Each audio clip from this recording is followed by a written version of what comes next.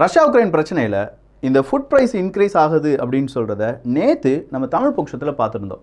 இந்த ரிசர்ஷன் அப்படிங்கிறது ஏன் எதுக்காக வருது, ரஷ்யா உக்ரைன் போர் அப்படிங்கிறது ரிசர்ஷன் எப்படி கூட்டுது, இல்லை இன்ஃப்ளேஷன் அப்படிங்கிறதுக்கான அந்த வேரியேஷன் வருவதற்கான வாய்ப்புகள் என்னவா இருந்தது, இது எல்லாமே கம்ப்ளீட்டாக அந்த வீடியோவில் நம்ம பார்த்துருந்தோம். அப்போ கூட இதை நிறைய பேர் நம்பலை. ஆனால் இன்றைக்கி ஒரு செய்தி வந்திருக்கு. 2022 வேர்ல்டு லெவலில் ஃபுட் ப்ரைஸ் அப்படிங்கிறது ரொம்ப பெரிய அளவில் இன்க்ரீஸ் ஆகிருக்கு.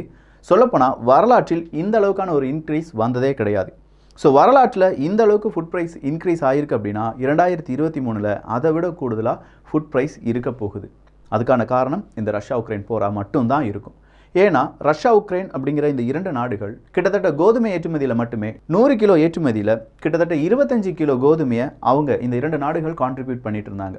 இது எல்லாமே ஒரு புறம் இருக்கட்டுமே, குளோபலைசேஷன் காரணமாக ரஷ்யா உக்ரைன் பிரச்சனை அப்படிங்கிறது பெருசாக பேசப்படும், இல்லை பெரிய அளவில் பாதிப்பை ஏற்படுத்தும். ஆனால் திடீர்னு பார்த்தா ரஷ்யா என்ன செஞ்சாங்கன்னா, போர் நிறுத்தத்தை அறிவிக்கிறேன்ப்பா, ஒரு 36 மணி நேரத்துக்கு நான் போர் நிறுத்தத்தை அறிவிக்கிறேன் அப்படின்னு சொன்னாங்க. ஆனால் ஜெலன்ஸ்கி அவர்கள் இந்த போர் நிறுத்தம் செல்லாது, நான் வரல அப்படின்னு சொல்லிட்டாங்க. அதுக்கான காரணம் என்ன, இந்த போர் நிறுத்தம் அப்படிங்கிறது எந்த மாதிரியான சந்தேகங்களை ஏற்படுத்தியிருக்கிறது, இதுக்கு ஜெலன்ஸ்கி அவர்கள் கொடுத்துருக்கக்கூடிய அந்த எக்ஸ்பிளனேஷன் என்ன, அதை தான் இந்த ஒரு பதிவில் பார்க்க போகிறோம். எல்லாத்தையுமே பார்த்துடலாமா?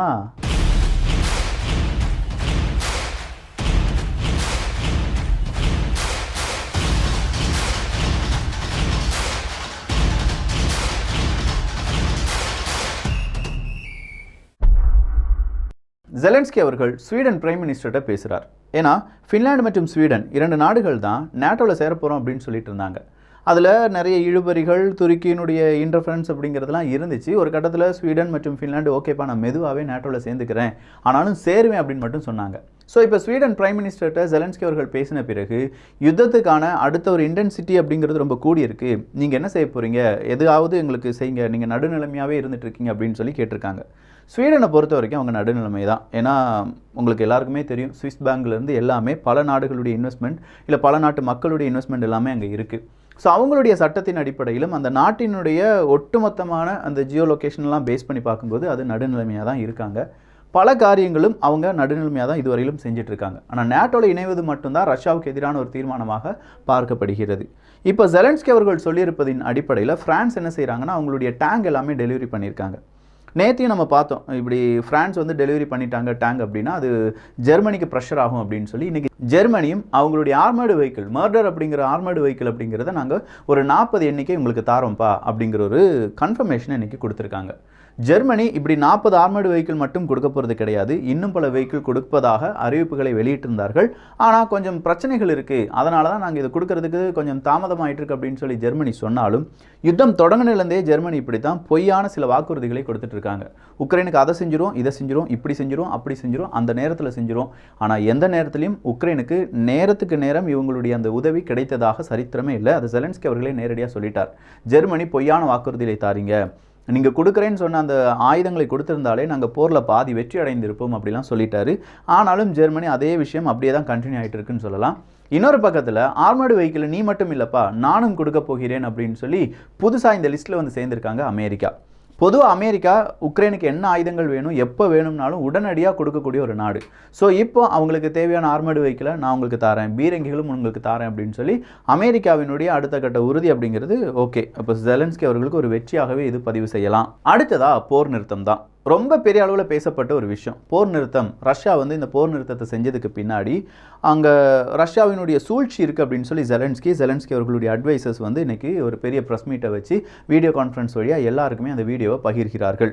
இதுக்கு பின்னாடி ரஷ்யா செய்த சூழ்ச்சி என்ன, அதாவது புட்டின் அவர்கள் செய்த சூழ்ச்சி என்ன அப்படின்னு பார்த்தா, இது உக்ரைனுடைய பெயர் நற்பெயரை கெடுப்பதற்கு, என்னப்பா ரஷ்யாவே போரை நிறுத்திட்டாங்க, நீ போரை நிறுத்த வேண்டியதானே, ரஷ்யா போரை நிறுத்திட்டாங்க, இதுக்கு மேலே நீ நிப்பாட்டாமல் இருந்தால் எப்படிப்பா இப்படின்னு சொல்லி பல நாடுகள் பேசிடுவாங்க. இல்லை சில மக்கள் என்ன நினைப்பாங்கன்னா, அவன் போரை நிப்பாட்டிட்டான், உனக்கு தான் வாண்டடா போர் தேவைப்படுதாடா, அப்படின்னா நீ தாண்டா குத்தக்காரன் அப்படின்னு சொல்லி யாரை குற்றம் சொல்லுவாங்க, உக்ரைனை குற்றம் சொல்லுவாங்க அப்படிங்கிறது ஒரு குற்றச்சாட்டாக உக்ரைன் வைக்கிறாங்க. இன்னொன்று என்ன வைக்கிறாங்கன்னா, ரீக்ரூப் பண்ணுறதுக்கு இந்த 36 மணி நேரத்தை ரஷ்யா எடுத்துக்கொள்ளும் அப்படிங்கிறது தான். நான் இதை நம்ம நேற்றே பார்த்தோம். இது பார்த்தது மட்டும் இல்லாமல் இதை பற்றியான எக்ஸ்பிளனேஷனு நேற்றைய காணொலியில் நம்ம கொடுத்துருந்தோம். ஸோ இந்த ரீக்ரூப் அப்படிங்கிறது கண்டிப்பாக எல்லா நாடுகளுமே சொல்லக்கூடிய ஒரு குற்றச்சாட்டு தான். 36 மணி நேரம் போர் நிறுத்தம் அப்படின்னு சொல்லும்போது இன்றைக்கி பெலரஸுக்குள்ளே ஒரு ட்ரெயின் வந்து இறங்குது. அந்த ட்ரெயினுக்குள்ளே ரஷ்யாவினுடைய ராணுவ வீரர்கள், ரஷ்யாவினுடைய வெப்பன் சிஸ்டம் எல்லாமே இருக்குது. ஸோ ஒரு போர் நிறுத்தத்தையும் தொடங்கி போர் நிறுத்தம் வழியாக அமைதியாக இருக்கும்போது அவங்களுடைய ராணுவ வீரர்களை ஒரு இடத்துலேருந்து இன்னொரு இடத்துக்கு அனுப்புறது, அவங்களுடைய ஃப்ரண்ட்லைன் ட்ரூப்ஸுக்கு தேவையான ஆயுதங்களை கொடுப்பது, இல்லாட்டி அங்கே வந்து பீரங்கிகள்லாம் நிற்கும், பீரங்கிகளுக்கு தேவையான தோட்டாக்கள் இருக்காது, குண்டுகள் இருக்காது. அப்படின்னா என்ன செய்வாங்க, அந்த குண்டுகளை கொண்டு வருவதற்கு போர் நிறுத்தத்தை அறிவித்து குண்டுகள் எங்கெங்கெல்லாம் வரணுமோ அதெல்லாம் கொண்டு வந்து மறுபடியும் அதை ரீக்ரூப் பண்ணி அந்த ஃப்ரண்ட்லைன் குரூப்புக்கு கொடுத்துருவாங்க. இதெல்லாம் நடக்கும், எல்லா யுத்த காலத்திலையும் நடக்கும். அதனால தான் இவங்க என்ன செய்வாங்கன்னா ஒவ்வொரு சபையாக போய் ஐநா சபைகிட்ட, வேர்ல்டு ஹெல்த் ஆர்கனைசேஷன்கிட்ட, இல்லாட்டி வேர்ல்டு பேங்க்கிட்ட எல்லா இடத்துலையுமே கோரிக்கை வைப்பாங்க. எப்போ இங்கே வந்து டிசீஸ் பரவிட்டு இருக்கு, கொஞ்ச நாள் இந்த மாதிரி போர் நிறுத்தத்தை அறிவிக்க சொல்லுங்கள், இல்லை இங்கே இந்த மாதிரி மக்கள் வாடுறாங்க, போர் நிறுத்தத்தை அறிவிக்க சொல்லுங்கள். ஒரு வாரம் போர் நிறுத்தம் வந்துச்சுன்னா அடுத்த வாரம் ரொம்ப பெரிய அளவில் அடிப்பாங்க. அதுக்கான காரணம் அவங்க ரீக்ரூப்லாம் பண்ணிடுவாங்க அப்படிங்கிறது தான். ஸோ இப்போதைக்கு உக்ரைன் என்ன சொல்லியிருக்காங்கன்னா, ரஷ்யாவினுடைய இந்த போர் நிறுத்தத்தை நாங்கள் அனுமதிக்கலை, நாங்கள் இதுக்கு ஒத்துக்கொள்ளவில்லை, நாங்கள் இந்த போர் நிறுத்தத்துக்கு வரமாட்டோம் அப்படின்னு சொல்லிட்டாங்க. ஆனால் இன்னொரு இடத்துல ரஷ்யா என்ன செஞ்சிருக்காங்கன்னா, இன்னைக்கு வான்வெளி தாக்குதலை நடத்தியிருக்காங்க அப்படிங்கிற ஒரு குற்றச்சாட்டையும் உக்ரைன் வைத்திருக்கிறது. ஒரு பக்கமாக போர் நிறுத்தத்தை அறிவித்து இன்னொரு பக்கமாக எங்கள் மீது தாக்குதல் நடத்துகிறாங்களே, இப்படிலாம் ரஷ்யா வந்து செய்வாங்கன்னு எங்களுக்கு தெரியும், அதனால தான் நாங்கள் போர் நிறுத்தத்துக்கு ஒத்துக்கொள்ளாமல் இருந்தோம் அப்படின்னு சொல்லியும் உக்ரைன் சொல்லியிருக்காங்க. ஸோ ஒரு போர் நிறுத்தம் 36 மணி நேரத்துக்கு அப்படின்னு சொல்லப்பட்ட பிறகும் உக்ரைன் அந்த போர் நிறுத்தத்துக்கு அனுமதிக்காமல் இன்னைக்கு அவங்களுடைய தாக்குதலை செஞ்சுருக்காங்க. போர் நிறுத்தத்தை கொஞ்சமாவது மதியுங்கள் அப்படின்னு சொல்லி ரஷ்யாவின் சார்பாகவும் கொடுக்கப்பட்டிருக்கிறது செய்தி அறிக்கை. நாங்கள் போர் நிறுத்தத்தை அறிவிச்சிட்டோம்ப்பா, ஆனால் இன்றைக்கி உக்ரைன் பெரிய தாக்குதல் நடத்தியிருக்காங்க, எங்கள் பக்கமாக ஒரு 3 இராணுவ வீரர்களை நாங்கள் இழந்து விட்டோம், இதற்கு காரணம் உக்ரைன் தான் அப்படின்னு சொல்லியிருக்காங்க. ஸோ உலக நாடுகள் இதை கவனிக்க வேண்டும். நாங்களே போர் நிறுத்தம் சொன்னாலும் யார் செய்ய மாட்டா, இந்த உக்ரைன் செய்ய மாட்டாங்க அப்படிங்கிறத இன்றைக்கி ரஷ்யா உலக நாடுகளுக்கு ஒரு மெசேஜாக கொடுத்துருக்காங்க. அவ்வளோதானா அப்படின்னு பார்த்தா கிடையாது. ஆர்த்தடாக்ஸ் கிறிஸ்டியான்ஸ்க்கு எதிராக உக்ரைன் போரை நடத்துகிறது. ஆர்த்தடாக்ஸ் சர்ச்சை அடித்து உடைக்கிறாங்க, ஆர்த்தடாக்ஸ் பாதிரியார்களை கைது பண்ணுறாங்க. இந்த மாதிரியான செய்திகளும் இன்றைக்கி உக்ரைனுக்கு எதிராக பரவலாக பரப்பப்பட்டது அப்படின்னு சொல்லலாம். சில பல உண்மைகளும் இருக்குது. சில பல சர்ச்சை மட்டுமே ஜெலன்ஸ்கி அவர்கள் ரொம்ப பெரிய அளவில் கார்னர் பண்ணார். அந்த சர்ச்சில் இருக்கக்கூடிய பிரைஸ் அப்படிங்கிறவங்களெல்லாம் கைது பண்ணாங்க. காரணம் என்ன அப்படின்னு பார்த்தா, அவங்கெல்லாம் ரஷ்யாவுக்கு உளவு வேலை செஞ்சுட்டு இருக்காங்க.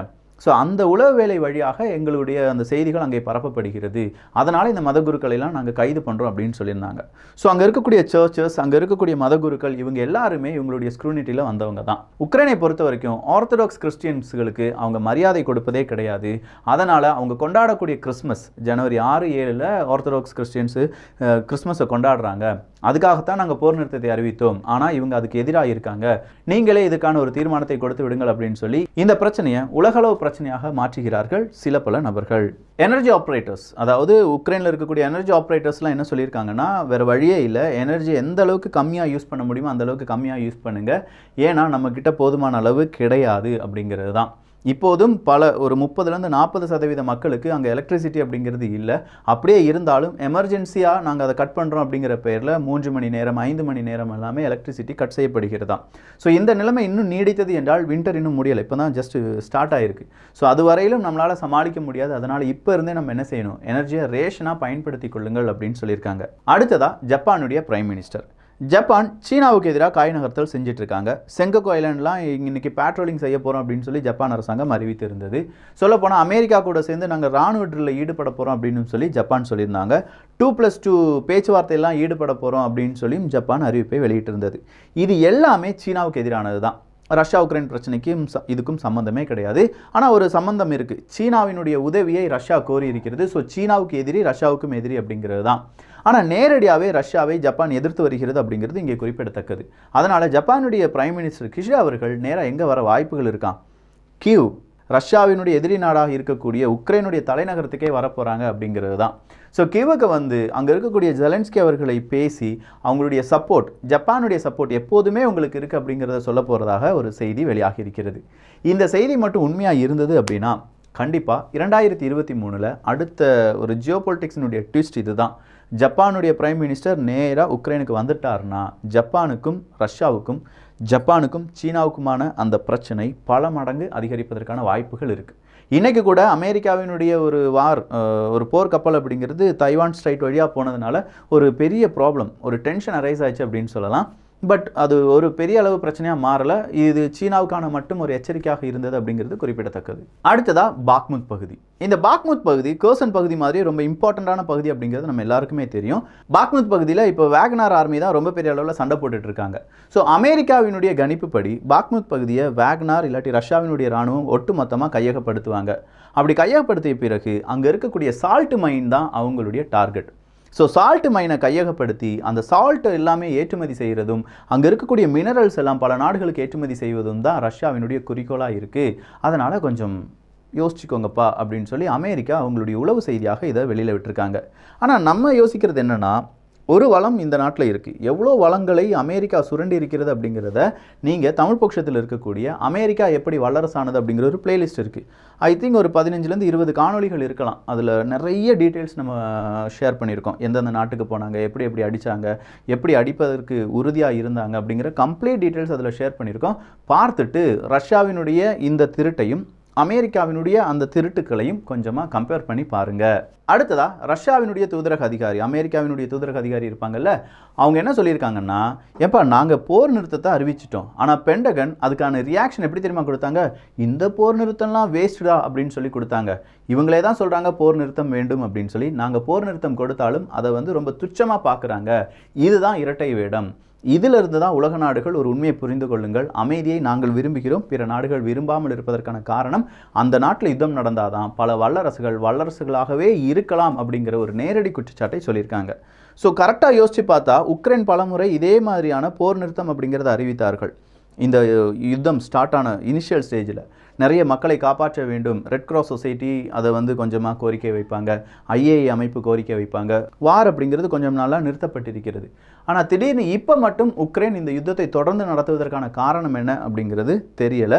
ஒருவேளை அவங்க பயப்படலாம், ரஷ்யா உண்மையிலேயே அவங்க ரீக்ரூப் செஞ்சிருவாங்களா இருக்கும் அப்படிங்கிற அந்த பயம் மட்டும்தான். ஸோ இந்த யுத்தம் நேரத்தில் ரீக்ரூப் செய்கிறாங்களா இல்லையா, ஆர்ட்லரி கன்ஸாக இருக்கட்டும், பீரங்கிகளாக இருக்கட்டும், எவ்வளோ உள்ள வருது எவ்வளோ வெளியில் போகுது அப்படிங்கிற அந்த லிஸ்ட்டை எல்லாமே பல ஊடகங்கள் எடுத்துக்கொண்டு இருப்பதாகவும், குறிப்பாக CNN போன்ற ஊடகங்கள் எல்லாமே நாங்கள் அந்த லிஸ்ட் எடுத்துட்டு இருக்கோம்ப்பா, ரீக்ரூப் பண்ணுறாங்களா இல்லையா அப்படிங்கிறத நாங்கள் கண்டுபிடிச்சிட்டு இருக்கோம் அப்படிங்கிற அறிவிப்பை கொடுத்திருக்கிறார்கள். அடுத்ததாக இருக்கக்கூடிய அப்டேட் என்ன அப்படின்னா, பேட்ரியாட் மிசைல் தான். சீக்கிரமாகவே இந்த பேட்ரியாட் மிசைலை நாங்கள் எங்கே ஷிப் பண்ண போகிறோம், உக்ரைனுக்குள்ளே ஷிப் பண்ண போகிறோம் அப்படின்னு சொல்லி அமெரிக்கா அறிவிப்பை வெளியிட்டிருந்தாங்க. குறிப்பாக ஜோ பைடன் அவர்கள் எல்லாமே இந்த அறிவிப்பை உறுதிப்படுத்தி இருந்தார். ஸோ இந்த பேட்ரியாட் மிசைல்ஸுக்கான ஒரு பேட்ச் ஆஃப் ராணுவ வீரர்கள், உக்ரைனுடைய ராணுவ வீரர்களுக்கு நாங்கள் ட்ரைனிங் கொடுத்துருக்கோம். இன்னொரு பேட்ச் ராணுவ வீரர்களுக்கு நாங்கள் அமெரிக்காவிலிருந்தே ட்ரைனிங் கொடுக்க போகிறோம். அவங்கள நேராக அமெரிக்காவுக்கு கொண்டு வந்து அங்கே வச்சே ட்ரைனிங் கொடுக்க போகிறோம். இது லைவ் ட்ரைனிங்காக இருக்க போகுது அப்படிங்கிற அறிவிப்பை கொடுத்திருக்கிறார்கள். ஸோ பேட்ரியாட் மிசைல்ஸ் ரொம்ப இழுபறிக்கு பிறகு உக்ரைனுக்கு கிடைத்திருந்தாலும் அதற்கான இந்த ட்ரைனிங் அப்படிங்கிறது இப்போ ரொம்ப கூடுதலாக உக்ரைனுக்கு கொடுக்கப்படுகிறது.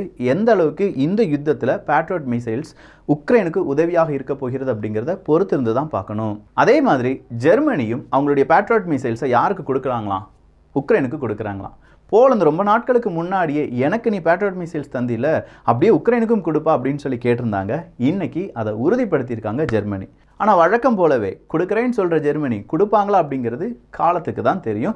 பார்க்கலாம் காலத்தினுடைய முடிவு, இல்லாட்டி அதனுடைய அந்த ரிசல்ட் என்னவா இருக்க போகுது அப்படின்னு சொல்லி. அடுத்ததா அமெரிக்கா மோல்டோவாவுக்கு ஒரு $30 மில்லியன் அமெரிக்க உதவியை செய்திருக்கிறார்கள். மோல்டோவாவுக்கு எதுக்கு $30 மில்லியன் அமெரிக்க அப்படின்னு கேட்டிங்கன்னா, உக்ரைனை ஒட்டி இருக்கக்கூடிய ஒரு குட்டி நாடு தான் மோல்டோவா. உக்ரைனுடைய யுத்தம் காரணமாக மோல்டோவாவும் ரொம்ப பெரிய அளவில் பாதிப்படைஞ்சிருக்கு. அங்கே இருக்கக்கூடிய எனர்ஜி, குறிப்பாக கரண்ட் அப்படிங்கிறது எல்லாமே உக்ரைன்லேருந்து தான் மோல்டோவாவுக்கு போயிட்டு இருந்துச்சு. இப்போ உக்ரைனுக்கே கரண்ட் இல்லாதனால மோல்டோவாவுக்குலாம் அது கிடைக்கிறதுக்கான வாய்ப்புகள் கிடையாது.